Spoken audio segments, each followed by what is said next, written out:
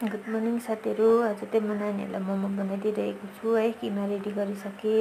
यसमा प्याजहरु अदरकहरु सबै मिक्स गरेर त्यसमा सबै नुनहरु सबै अजिनोमोटो सबै मिक्स गरेर त्यसलाई अब मिक्स गरिरहेको छु है।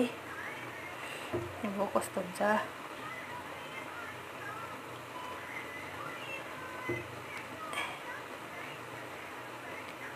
र दिदी र म भएर चाहिँ अब बनाउन सुरु गरिरहेको छौं है। यता मैले बेलेर दिदीले बनाउनु हुँदैछ है। कस्तो भयो हाम्रो मोमो, तपाईलाई कस्तो लाग्यो होला? मोमो मन पर्नेलाई कमेन्ट गरिदिनु होला, लाइक गरिदिनु होला।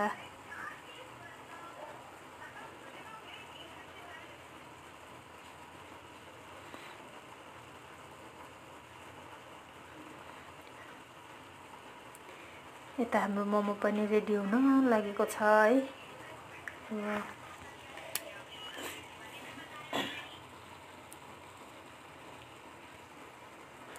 प्राय जस्तो हाम्रो मोमो रेडी भइसक्यो है।